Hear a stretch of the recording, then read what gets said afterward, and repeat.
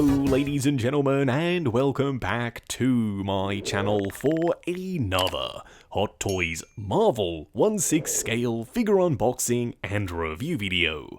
Now today we are going to be taking a look at our first WandaVision figure. It's of course Vision. Now I got mine from toyswonderland.com. Link for that is in the description below. They have 12-month installment plans and a points-based reward system. While you're down there, why not hit that subscribe and bell notification icon, plus the join button for more info on Justin's collection plus the channel membership. What we are going to do now though is get the box laying flat in the light box and do the unboxing. Here of course we have the box art, and the first question that springs to mind is, why is this box so big? We all know this figure doesn't come with a ton of accessories, so it kind of has me scratching my head.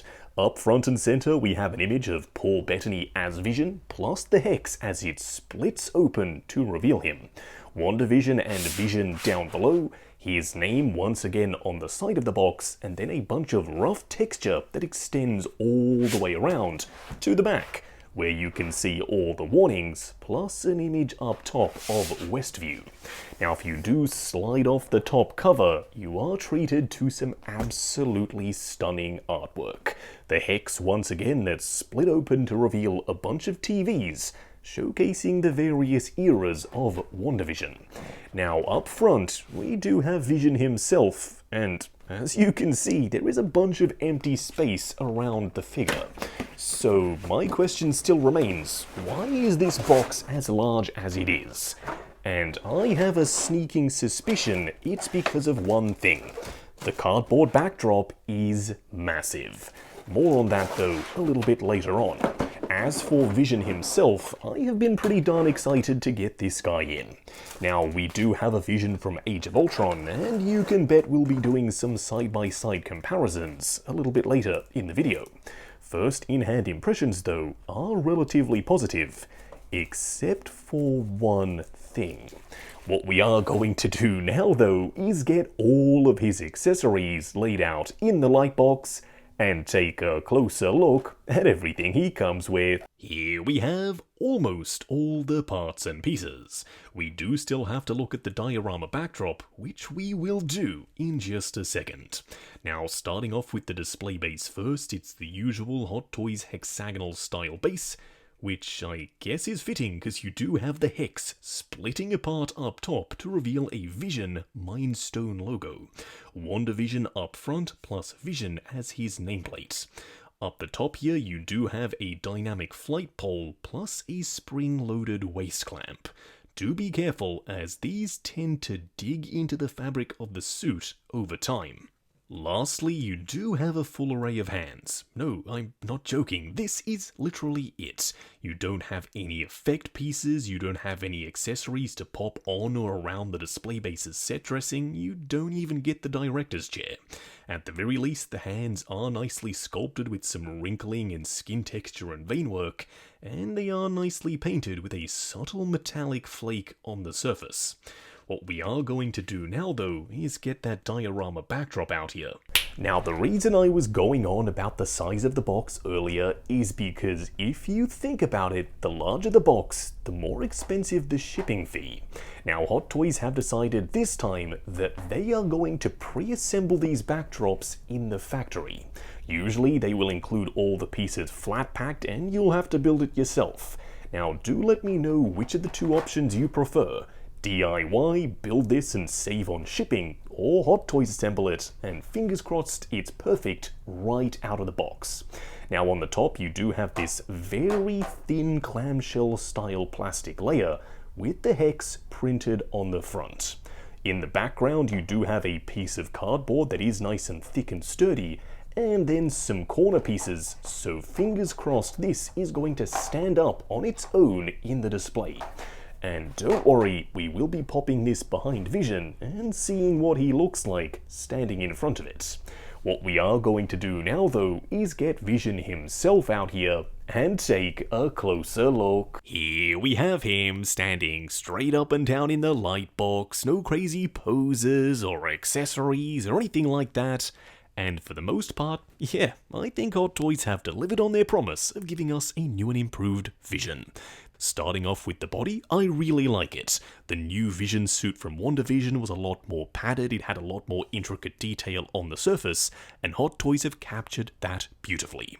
The padding is a little bit thicker, you can see all the musculature, but it's most importantly a lot more proportionate.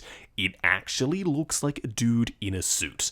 Speaking of the suit, the colours are a little bit darker, and also slightly more saturated when it comes to the red and gold sections. Now the head sculpt will of course have to zoom in and compare to the original to see which one is superior. Now the slightly inferior thing is the cape. Hot Toys, I do not know why y'all struggle so much with capes. Honestly, it's not that hard. What we are going to do now, though, is take him off the rotating turntable, punch in, and take a closer look at the details. Here we have him up close and personal. Now, if you own the original Vision, I'm pretty sure you're already going to be spotting some differences. Now, starting off with the head sculpt, I thought, okay, the new one is the same sculpt, just painted slightly better. But as you can see, well, I'm not sure if you can, but I can in person, the new one is a little bit different. The skin texture around the mouth, the shape and size of the eyes, the nose and the chin guard, it's all been tweaked. Now it could be that this is the same base sculpt, but they have made some modifications. There is a little bit of ribbing texture detail around the side of his eyes, which is accurate, and you do have a darker red finish as opposed to the much more metallic purple on the OG. Now, for me, this one is the clear winner. The likeness to Paul Bettany is on point. The only complaint I have is that the skin tone is a little bit flat. A little bit of metallic or even some speckling on the surface wouldn't have gone astray. Now, this armor piece for his collar section is a separate hard plastic attachment, and it's painted suitably well. It's metallic, you've got multiple different colors. The top section, though, does look a little bit too desaturated for me personally. Now, around the back, we do have to discuss this awful cape. As you can see, it is very, very rigid.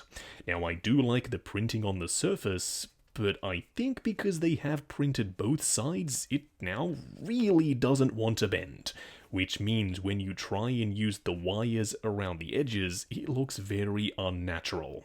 Now, I didn't love the original cape, but I do think it's slightly better than this one. Now, as for the body, it is done in the same style as something like Advanced Suit Spidey.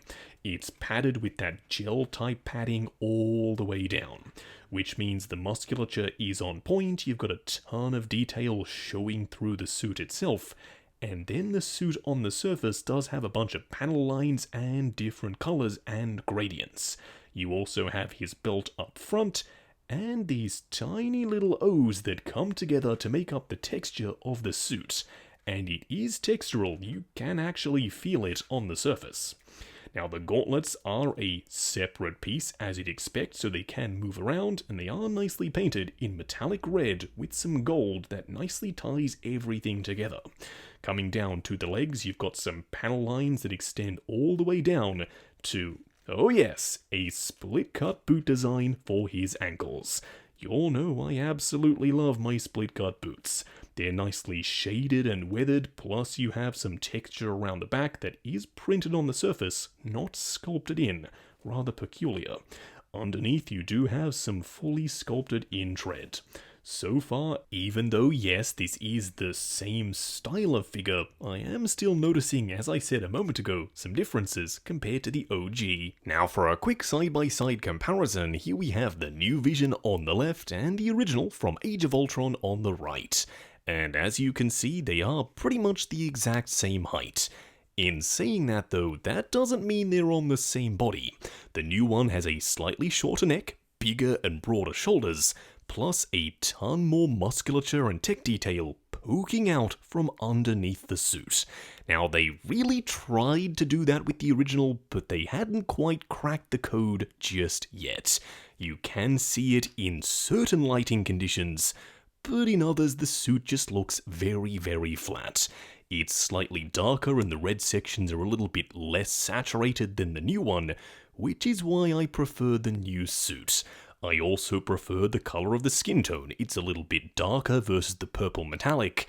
But with all of that being said, I still do like the cape on the original just that little bit more. It's a lighter fabric, plus the detail is still printed on the surface, so it looks the part, it just drapes that little bit nicer. Next up, here we have my current favourite version of Wanda. It's of course Scarlet Witch from Civil War. Now she is slightly shorter than Vision, which I think is relatively accurate. We will of course be doing this comparison again when the WandaVision version comes out, but for now, if you did want to pop this Vision in your Infinity War display, if that's what you're using this Scarlet Witch for, then this is what that's going to look like. Lastly, here we have the third-party Flashpoint versions of Vision from WandaVision in the Halloween costume and the 70s style business suit. And as you can see, they are just a little bit shorter than the fully suited one, but that absolutely works for me in the display. And unfortunately, it doesn't appear as though Hot Toys are going to make any other versions of Vision and Wanda from the show, so we're going to have to rely on companies like Flashpoint to crank out these different versions, because I'm a huge fan of having a bunch of different looks for characters, especially when they have unique outfits in their shows in the collection. Just going over articulation. Now bear in mind this is my personal copy of the figure, so I'm going to be a little bit more careful. I'm sure when you get yours in hand, you can push the joints slightly further than I am willing to go. Now starting off with the head sculpt, it is a ball joint at the base of the head itself. Looking forward and back, swivel and then pivot side to side. The arms will go up to there.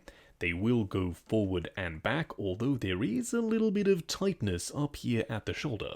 Butterfly joint that also hinges up and down, swivel at the bicep, double bend at the elbow that gets you just past 90, and then of course a standard Hot Toys wrist peg. The torso will crunch forward and back, swivel and then pivot side to side. The legs do go forward to there, they do go out to there, swivel at the upper thigh, double bend at the knee that does get you way past 90, and then of course a double ball peg down here for the ankle. Moving on to the 3 cool and 3 annoying things. The first annoying thing has to do with the wrist pegs. Now normally when you try and remove a hand, one of 2 things will happen. The hand will come off or the wrist peg will come out entirely, which isn't a huge issue. But this figure has something very, very unique. The wrist peg comes out, but so too does this rubbery insert. I don't exactly know why that happens, but it does make switching out hands far more difficult than it has any reason being. The second annoying thing is that the head sculpt sits so low around the neck and there is pretty much no clearance whatsoever between the bottom of the chin and his Adam's apple. That means when you're moving the head sculpt around, it is going to do some damage to this front green section. Now, for the most part, it is going to be hidden by the chin, but say for instance you want to turn the head sculpt or have him looking up, that is going to be exposed. Now, right now, it's not a huge issue, it's just a very small blemish, but over time, that's definitely going to get a lot worse. The third annoying thing, I'm sure you already guessed it, is the cape. It is awful. I do like the print and this metallic finish on the surface, but it just sort of crumples up like paper. You can't really do anything with it, it's just super rigid. The first cool thing is that even though they completely resculpted this boot section and the lower foot, they still retained a split cut boot design.